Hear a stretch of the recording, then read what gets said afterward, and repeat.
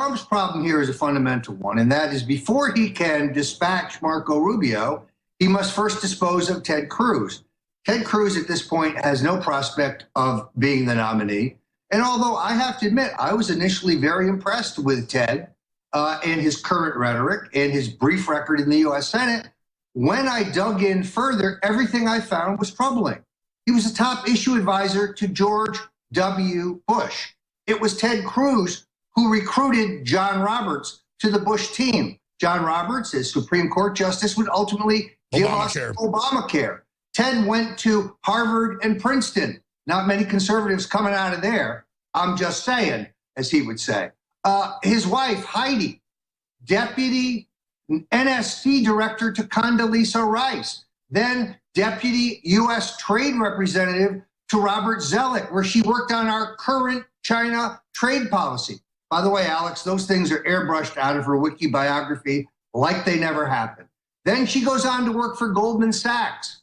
And it turns out that the Cruzes have a secret sweetheart loan from Goldman Sachs to finance his Senate race.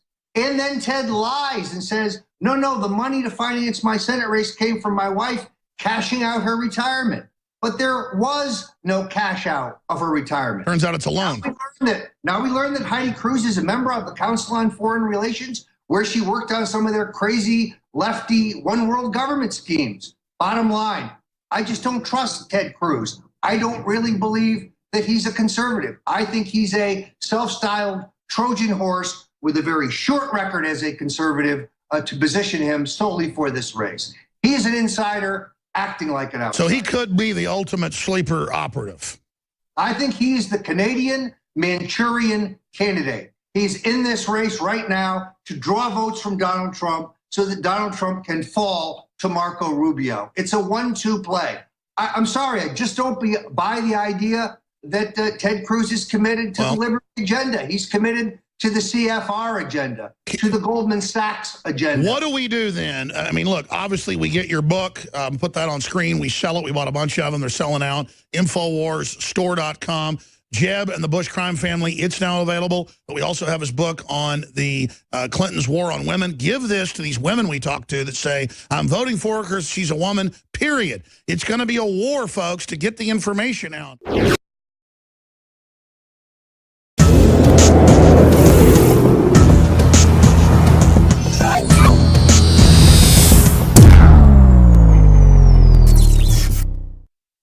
I like Ted Cruz. We've interviewed him here. He is the guy behind the front runner, Donald Trump. Those two are battling each other. But when I see a clip like the one that's premiering at Infowars.com, sent to us by a listener, and we checked out the provenance of the clip, it's really not gotten any attention yet. It just broke at Infowars.com. I am forced to cover it. Now, it's my opinion that Cruz is joking around here. Arnold told Rolling Stone he wanted to be Hitler, wanted to be a dictator, admired tyrants, wanted to be bigger than Jesus, told filmmakers that as well with Pumping Iron.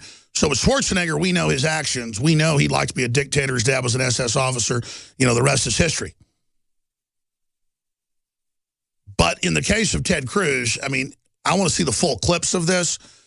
But if you ask me what I wanted when I was 18 years old, I wanted to run our family's ranch and be a cattle rancher and be an outdoorsman. I got involved in politics because they were trying to take our guns. And so I do find it very disturbing when you ask somebody, what do you want to be? What do you want to do? And you say, I want to rule the world and take over. You know, what do we want to do today, Pinky? Well, the same thing we do every day, take over the world, or whatever that cartoon says. Only seen it a few times, like some big pink mouse or something. All I know is I don't want to take over the world. And, you know, maybe super intelligent people are like that. I mean, I think I'm pretty smart. Ted Cruz, I'll tell you, is very smart. I've read his writings. I've watched him, you know, give filibusters.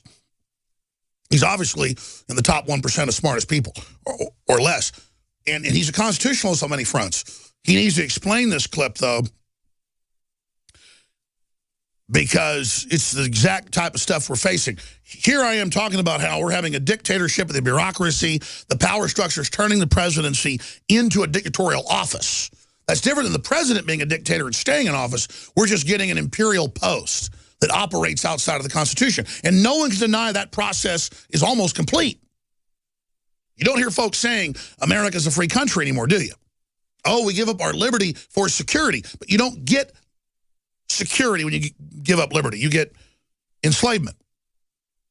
So just to set the table here of where we are in this election, here's Ted Cruz talking about wanting to rule the world and be a dictator. The video is up on Infowars.com. Then his father responds at the end in the same time frame, I guess the same conference that folks have dug up.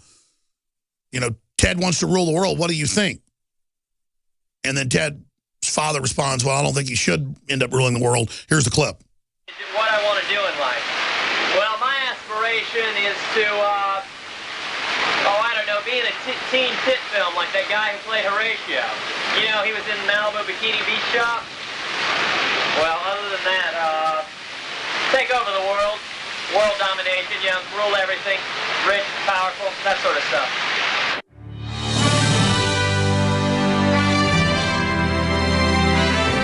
Rich, powerful, take over everything, world domination. Ted Cruz, 2016. It's crazy to think Ted's going to rule the world one day. I hope not. That's his dad, Rafael Cruz, you know, because your son, can he really take over the world? Well, I hope not. So that's the Cuban refugee saying he hopes his son doesn't become a dictator. Obviously, we need to find out the full context of all of this, but... Like Donald, he is an amazing entertainer. But his policies for most of his life... Thank you very much. I appreciate it. For most of his life, his policies have been very, very liberal. For most of his life, he has described himself as very pro-choice and as a supporter of partial birth abortion. Right now, today, as a candidate, he supports federal taxpayer funding for Planned Parenthood. I disagree with him on that. That's a matter of principle, and I'll tell you... You are the single biggest liar. You probably are worse than Jeb Bush. You are the single biggest liar. All right. This guy lied. Let me just tell you. This guy lied about Ben Carson when he took votes away from Ben Carson in Iowa. And he just continues. And today, we had robocalls saying Donald Trump is not going to run in South Carolina, where I'm leading by a lot. I'm not going to run. Vote for Ted Cruz. This is the same thing he did to Ben Carson. This guy will say anything. Nasty guy. Now I know why he doesn't have one endorsement from any of his colleagues. All right, John, I get to respond. Pick from the buffet there. He's a nasty guy. I will say it is fairly remarkable to see Donald defending Ben after he called him pathological and compared him to a child molester, both of which were offensive and wrong. But let me say more broadly, you notice Donald didn't disagree with the substance, that he supports taxpayer funding for Planned Parenthood. And Donald has this weird pattern. When you point to his own record, he screams, liar, liar, liar. If you want to go... Where did I support it? Where did I support it? Hey, Ted, where did I support it? If you want to go and watch the video, go to our website. Hey, Ted, where did I support it, Ted? Out of Donald's own mouth. Where did I support it? You supported it when we were battling over defunding Planned Parenthood. You went on television and said Planned Parenthood does wonderful things and we should not defund them. It does do wonderful things, but not as it relates to abortion. So tell me, what are the wonderful things? What are the wonderful things it does? There are wonderful things having to do with women's health. You see, you and I disagree on that. Not when it comes to abortion. That's where I draw the line. John, the reason principle matters. The reason principle matters, sadly, was illustrated by the first questions today. The next president is going to appoint 1, 2, 3, 4 Supreme Court justices. If Donald Trump is president, he will appoint liberals. If Donald Trump is president, your Second Amendment will go away. Hold on, before, you know how I know that? Hold on, gentlemen. I'm going to turn this car around. John Roberts, Ted Cruz, with your brother, wanted John Roberts to be in the United States Supreme Court. They both pushed him. He twice approved Obamacare. All right, gentlemen. My name was my name was mentioned twice. Well, hold on. Gentlemen, we're in danger of driving this into the dirt. You gave us Senator Rubio. I'd like you to want to jump in here. A liar. I understand. You're on deck, Governor. He also denigrated one of my heroes, Ronald Reagan. Ronald Reagan was a liberal maybe in the 1950s. He was a conservative reform governor for 8 years before he became president, and no one would suggest he made an evolution for political purposes. He was a conservative. And he didn't tear down people like Donald Trump does. He tore down the Berlin Wall. Okay, Governor. And he's a great guy. Governor, Senator Cruz, 30 seconds on this one. I did not nominate John Roberts. I would not have nominated John pushed Roberts. him. You pushed him. Supported you him worked with him and you pushed him. Why do you lie? Donald, why adults do you lie? learn not to interrupt each other. Why do you lie? Donald learned. You pushed him. Donald, adults learn not to interrupt each other. Yeah, I know. You're an adult. You're an adult. I would not have nominated him. I would have nominated my former boss, Mike Ludig, who was Justice Scalia's first law clerk. And you know how I know that Donald's Supreme Court justices will be liberals? Because his entire life he supported liberals, from Jimmy Carter to Hillary Clinton to John Kerry. In 2004, he contributed to John Kerry. Nobody who cares about judges would contribute to John Kerry, Hillary Clinton, Chuck Schumer, and Harry Reid. We're going to switch. That's what Donald Trump. Governor, we're going to switch gears here. Senator Mark. Very good. Thank you. All right, take care. Folks, small world. I ain't coming down to D.C. more. So